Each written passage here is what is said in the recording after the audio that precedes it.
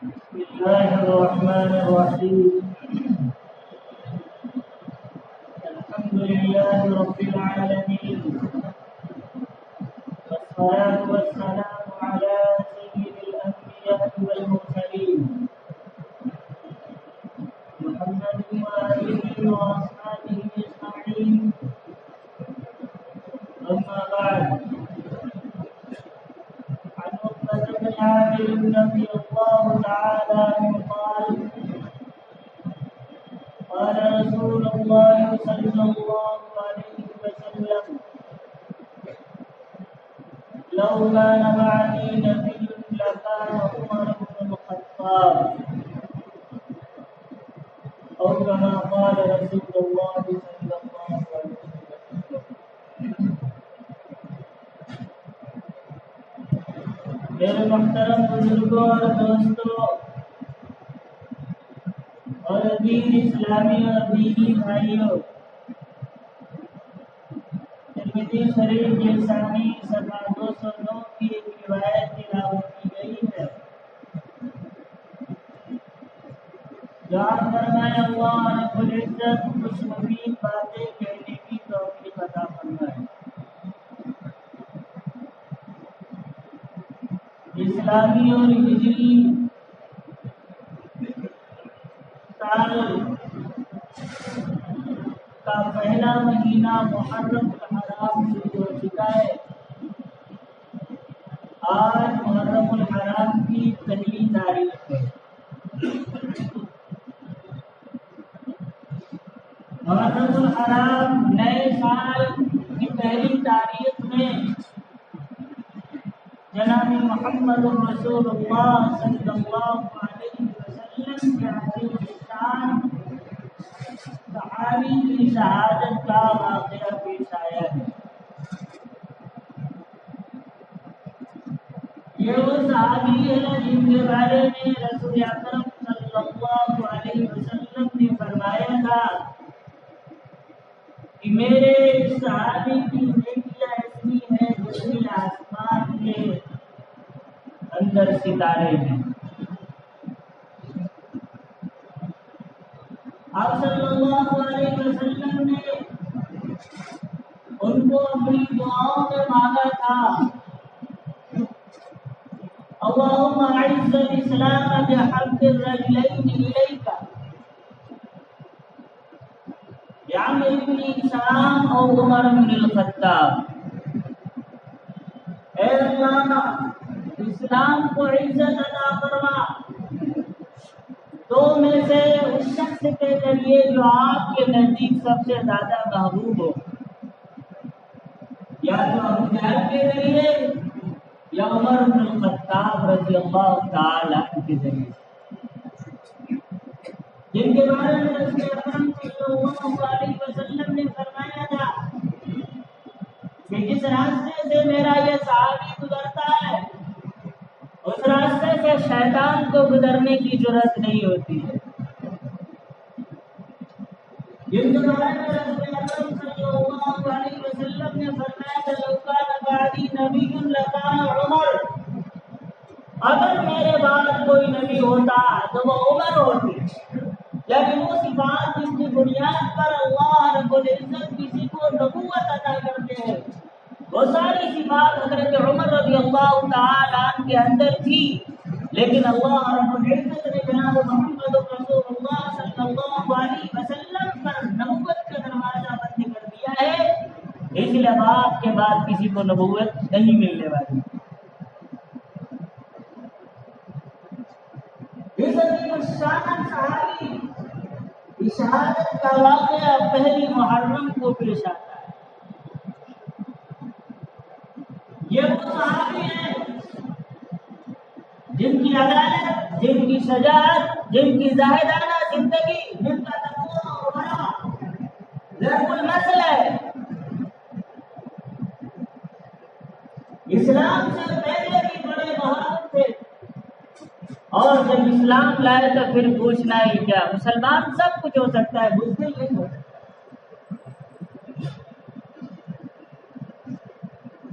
اسلام لانے سے پہلے رسول اکرم صلی اللہ علیہ وسلم کو قتل کرنے کے ڈر میں تھے، گھر سے تلوار لے کر نکلے تھے کہ اگر محمد راستے میں مل گیا تو میں اسے قتل کر دوں گا۔ راستے میں بنو زہرہ کے پاس ابو نعیم سے ملاقات ہوتی ہے، پوچھتے عمر اس وقت تلوار لے کر کہاں جا رہے ہو؟ کہا محمد کو قتل کرنے جا رہا ہوں صلی اللہ علیہ وسلم۔ تو اس شخص نے کہا کہ اگر تم محمد کو قتل کرو گے تو پھر ان کے خاندان کے لوگ اس کے بدلے میں تمہیں قتل کر دیں گے۔ عمر نے کہا لگتا ہے تو بھی اسی کا دین قبول کر چکا ہے، تو بھی بددین ہو چکا ہے۔ حضرت عمر نے تلوار نکالی اور ان کے اوپر حملہ کرنا چاہا تو وہ شخص کہنے لگا میرے اوپر بعد میں حملہ کرنا، پہلے اپنے بہن اور بہنوئی کے گھر کی تو خبر لے لو، وہ بھی مسلمان ہو چکے ہیں۔ حضرت عمر کہا محمد رسول اللہ صلی اللہ علیہ وسلم کو قتل کرنے کے لیے نکلے تھے، اب راستہ بدل دیا اور بہن اور بہنوئی کے گھر کی طرف گئے۔ جب گھر پہنچے حضرت خباب رضی اللہ تعالی بہن اور بہنوئی کو قرآن پاک کی آیتیں پڑھ کر سنا رہے ہیں۔ جب حضرت عمر رضی اللہ تعالی کی آمد کا پتہ چلا حضرت خباب اندر چھپ گئے اور اندر داخل ہوتے ہوئے کہا اپنے بہنوئی سے میں نے سنا ہے کہ تم نے محمد کے دین کو قبول کر لیا ہے، اور پھر اپنے بہنوئی کو بہت مارا اور سینے پر چڑھ گئے۔ بہن چھڑانے کے لیے آئے تو ان کے اوپر بھی ان کے سر پہ دے مارا اور خون بہنے لگا۔ جب بہن کے چہرے پر خون دیکھا تو دل نرم ہوا اور پھر پوچھا کہ تم لوگ کیا کر رہے تھے؟ کہا کہ ہم لوگ قرآن سن رہے تھے۔ کہا وہ قرآن مجھے بھی تو سناؤ، وہ ہے کیا؟ جب حضرت خباب نے دیکھا کہ عمر نرم پڑ چکے ہیں تو اندر سے نکل کر آئے۔ ادھر ان کی بہن نے کہا کہ میں تمہیں قرآن تمہارے ہاتھ میں نہیں دے سکتی، تم ناپاک ہو، غسل کرو، اس کے بعد تمہارے ہاتھ میں دوں گی۔ غسل کر کے آئے اور وہ پرچہ جس کے اوپر قرآن کی آیت لکھی ہوئی تھی حضرت عمر رضی اللہ تعالی عنہ کے ہاتھ میں دیا۔ سورہ طٰہٰ کی آیت لکھی ہوئی تھی طٰہٰ انزلنا علیک القرآن، یہ ابتدائی آیات تھی۔ جب حضرت عمر رضی اللہ تعالی عنہ پڑھتے پہنچے اننی انا اللہ لا الہ الا انا فاعبدنی واقم الصلاۃ لذکری، جب ان آیتوں پر پہنچے تو حضرت عمر کے رونگٹے کھڑے ہو گئے اور کانپنے لگے، دل کی دنیا بدل گئی۔ حضرت خباب سے پوچھنے لگے محمد صلی اللہ علیہ وسلم کہاں ہے، مجھے ان کے پاس لے کر چلو۔ تو حضرت خباب نے کہا لگتا ہے رسول اکرم صلی اللہ علیہ وسلم کی دعا تمہارے حق میں قبول ہو چکی ہے۔ آپ صلی اللہ علیہ وسلم نے گزشتہ رات میں دعا مانگی تھی اللہم اعز الاسلام بحق الرجلین، اے اللہ تیرے نزدیک ان دونوں میں سے جو زیادہ محبوب ہے اس کے ذریعے اسلام کو عزت اور تقویت عطا فرما، یا تو ابو جہل کو اسلام دے دے یا عمر بن الخطاب کو اسلام دے دے۔ لگتا ہے کہ اللہ کے رسول صلی اللہ علیہ وسلم کی دعا آپ سے قبول ہوئی۔ حضرت خباب رضی اللہ تعالی عنہ حضرت عمر رضی اللہ تعالی عنہ کو لے کر دار ارقم میں تشریف لائے جہاں رسول اکرم صلی اللہ علیہ وسلم صحابہ کرام کے ساتھ تشریف فرماتے ہیں۔ دروازے پہ دستک دی، دروازے کے سوراخ سے لوگوں نے دیکھا کہ باہر عمر، آپس میں کہنے لگے باہر عمر ہے، جن کی بہادری مشہور تھی اور جن کی اسلام سے دشمنی بھی مشہور تھی۔ تو اندر حضرت حمزہ رضی اللہ تعالی عنہ بیٹھے ہوئے تھے اور کہنے لگے آنے دو، اگر عمر خیر کے ارادے سے آیا ہے تو بہت اچھی بات ہے، اور اگر خیر کے ارادے سے نہیں آئے تو پھر اسی کی تلوار سے اس کا کام تمام کر دیا جائے گا۔ دروازہ کھول دیا گیا. حضرت عمر رضی اللہ تعالی عنہ رسول اکرم صلی اللہ علیہ وسلم کے پاس تشریف لائے تو آپ صلی اللہ علیہ وسلم نے حضرت عمر کی چادر پکڑ کے کہا کیا ابھی وہ وقت نہیں آیا کہ تم اسلام قبول کرو؟ حضرت عمر نے کہا میں آپ کے قدموں میں اسلام قبول کرنے کے لیے ہی حاضر ہوا. چنانچہ حضرت عمر رضی اللہ تعالی عنہ نے اسلام قبول کیا اور جب رسول اکرم صلی اللہ علیہ وسلم کے دست اقدس پر حضرت عمر نے اسلام قبول کیا رسول اکرم صلی اللہ علیہ وسلم نے نعرہ تکبیر لگایا اور یہ اسلام کی تاریخ میں پہلی تکبیر ہے اور اس کی آواز اتنی زیادہ تھی کہ باہر تک سنائی اور سارے صحابہ خوش ہو گئے. پھر جبریل امین رسول اکرم صلی اللہ علیہ وسلم کے پاس تشریف لائے. جبریل امین کہتے یا رسول اللہ صلی اللہ علیہ وسلم جیسے یہ صحابہ اسلام کی عمر کے اسلام لانے پر خوش ہیں استبشر اہل السماء باسلام عمر آسمان کے فرشتے بھی عمر کے اسلام لانے پر خوشی منا رہے ہیں.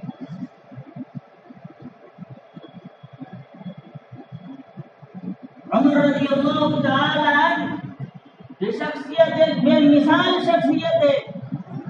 ایسی شخصیت تاریخ نے نہیں دیکھی, ایسی حکومت تاریخ نے نہیں دیکھی, ایسی خلافت تاریخ نے نہیں دیکھی. جو 22 لاکھ مربع میل پر حکومت بھی کر رہا ہو, جس سے قیصر و کسریٰ کانپتے بھی ہو, جس کے سامنے کسی کو آواز اٹھانے کی جرأت نہ ہو, اور وہ شخص اپنے رعایا کی خبرگیری کر رہا ہو. راتوں کو اٹھ کر دیکھ رہا ہو کہ کہیں میرے رعایا کو کوئی فرد ایسا تو نہیں جو مشکل کا شکار ہو, جو بھوک کا شکار ہو. اگر پتہ چل جاتا کہ میری رعایا کا کوئی فرد ایسا ہے جو تنگدستی کا شکار ہے, حضرت عمر رضی اللہ تعالی عنہ خود بنفس نفیس جاتے اور اس کی امداد کرتے. حضرت عمر رضی اللہ تعالی عنہ کے خادم میں حضرت اسلم اور فرماتے کہ ہم لوگ حرہ کے لیے روانہ تھے. راستے میں جنگل پڑا اور ہم نے دیکھا کہ اس جگہ ایک عورت ہے, اس کے ساتھ کچھ بچے ہیں جو بچے رو رہے ہیں. آگ جل رہی ہے اور آگ جل رہی ہے اور اس کے اوپر ہانڈی رکھی ہوئی ہے لیکن بچے بھی ملا رہے. حضرت عمر رضی اللہ تعالی عنہ نے جب دور سے دیکھا تو سمجھا کہ شاید یہاں کوئی قافلہ رکا ہوا ہے جو رات ہونے کی وجہ سے شہر کے اندر داخل نہیں ہو سکا. حضرت عمر رضی اللہ تعالی عنہ گئے اور پوچھا کہ کیا ماجرا ہے, اس جنگل میں تم اکیلی ہو, بچے تمہارے رو رہے ہیں, کیوں بچے رو رہے ہیں, آخر کیا وجہ ہے؟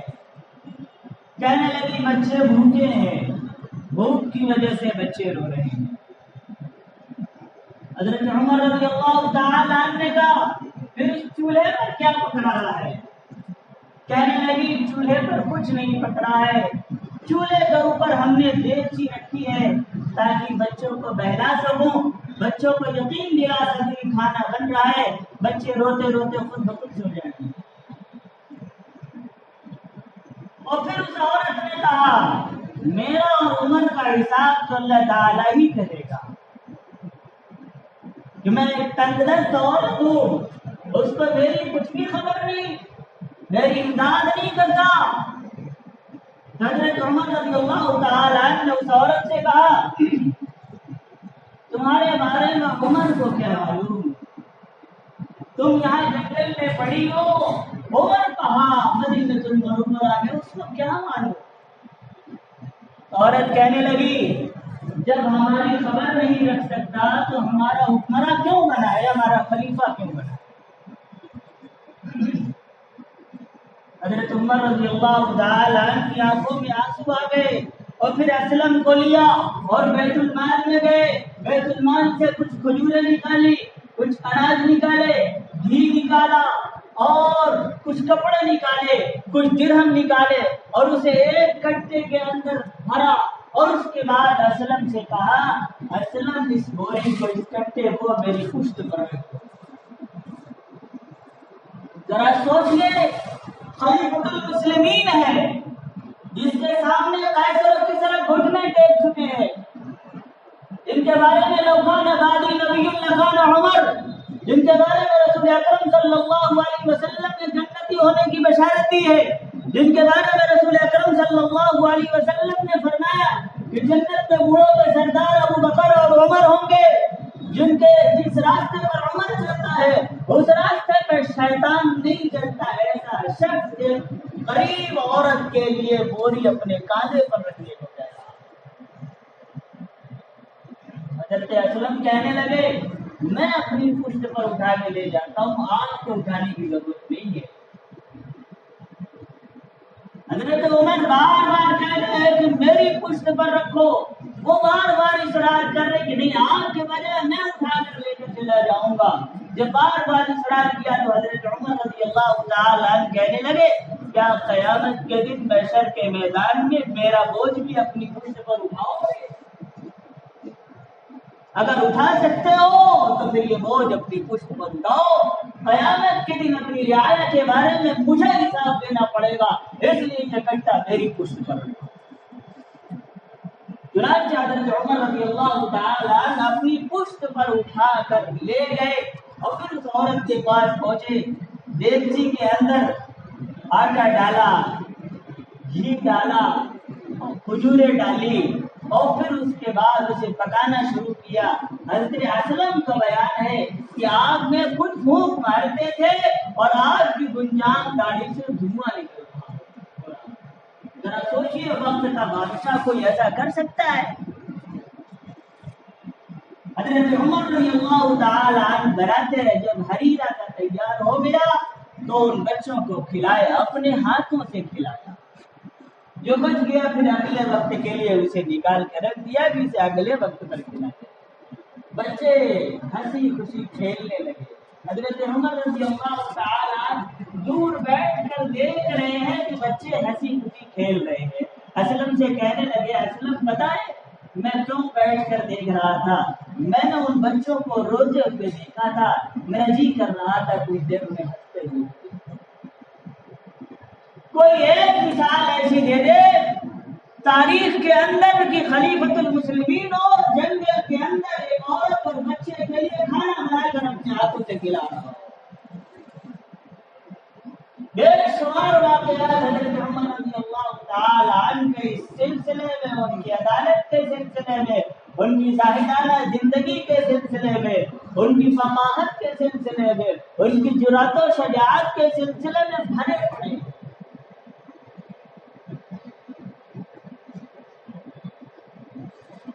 26 या 27 ज़िलहिज को हज़रत उमर रज़ियल्लाहु तआला अन्हु फज्र की नमाज पढ़ाने के लिए मस्जिद नबवी में तशरीफ लाए।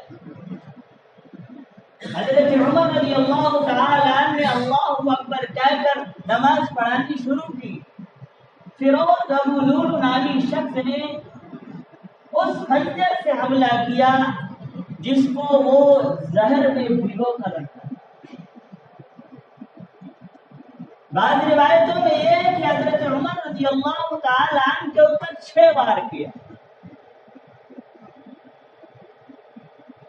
हज़रत उमर रज़ियल्लाहु तआला अन्हु जख्म की ताब न ला सके, जमीन पर गिरे। हज़रत अब्दुर्रहमान इब्न औफ रज़ियल्लाहु तआला अन्हु ने नमाज पूरी कराई और वो वार करके भागने लगा। जो भी शख्स रास्ते में मिलता उसे दाएं बाएं यूं हमला करते हुए भागने लगा। जब सहाबा ने उसे पकड़ा, उसे लगा कि अब मैं बचूंगा नहीं, तो खुद अपने पेट के अंदर खंजर मारा और खुदकुशी कर। हज़रत उमर रज़ियल्लाहु तआला अन्हु जख्म लगाए 26 या 27 ज़ुल्हिज को। हकीम को बुलाया गया, डॉक्टर को बुलाया गया। हकीम ने नबीज पिलाई, दूध पिलाया तो जख्म से दूध और नबीज बाहर आए। लोग समझ गए कि अब हज़रत उमर रज़ियल्लाहु तआला जाबर नहीं हो सकेगा। हज़रत उमर रज़ियल्लाहु तआला ने कहा अपने बेटे हज़रत अब्दुल्ला से कि जाओ हज़रत आयशा रज़ियल्लाहु तआला अन्हा से कहना कि मैं हुज़ूर अकरम सल्लल्लाहु अलैहि वसल्लम के बराबर में दफन होना चाहता हूँ। حضرت عبداللہ ابن عمر گئے اور اجازت مل گئی، اور پھر اس کے بعد جنازہ کے وقت پھر حضرت عمر رضی اللہ تعالیٰ عنہ کے صاحبزادے نے حضرت عائشہ سے اجازت لی، حضرت عائشہ نے حضرت عبداللہ ابن عمر کو اجازت دے دی، اور حضرت عمر رضی اللہ تعالیٰ عنہ کو جناب محمد رسول اللہ صلی اللہ علیہ وسلم کے برابر میں ابو بکر مدفون ہے، اور ان کے برابر میں حضرت عمر رضی اللہ تعالیٰ عنہ مدفون ہے۔ صہیب رومی نے جنازہ پڑھایا، اور حضرت علی، حضرت عثمان، حضرت طلحہ، حضرت زبیر وغیرہ نے حضرت عمر رضی اللہ تعالیٰ عنہ کو قبر میں اتارا، اور پھر یہ عدل و انصاف کا آفتاب عالم کا ہمیشہ کے لیے قبر کی آغوش ہوئی۔ اللہ رب العزت ہمیں اور آپ کو سیدنا عمر رضی اللہ تعالیٰ عنہ کی سیرت کی اتباع کرنے کی توفیق عطا فرمائے۔ وآخر دعوانا الحمد للہ رب العالمین۔